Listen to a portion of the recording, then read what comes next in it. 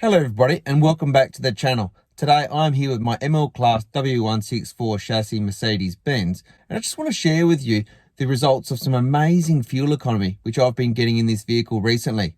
So I've just got home from driving around the city streets in a 60km/h zone, or 40 miles an hour, and I've achieved an amazing 7.9 litres per 100 kilometres an hour. Now you can see literally the average speed here is 37 kilometres an hour. Been driving for around half an hour and I've done 19 kilometres. So what's happened? Why am I getting such amazing fuel economy? So folks, I genuinely believe the reason that I'm now achieving this 7.9 litres per 100 kilometres around the city is because a couple of weeks back I replaced this PCV valve.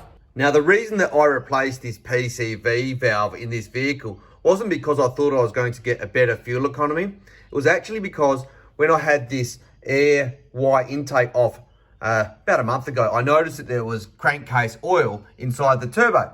And I was trying to stop that problem because I thought that this valve had failed. And if you have the excess crankcase oil, it's, coming all through your intercooler, potentially blocking up your DPF. So for me, changing this PCV valve was all about preventative maintenance and stopping that excess oil going through the engine.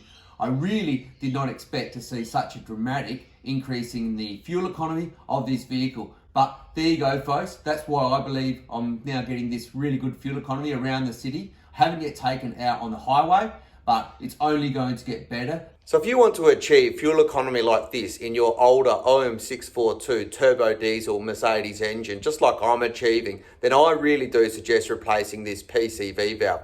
I'll put a link in this video to the video which I did on how to replace this PCV valve. So it's really easy job. And if you have liked this video, do feel free to like, share and subscribe. And until next time, have a good evening.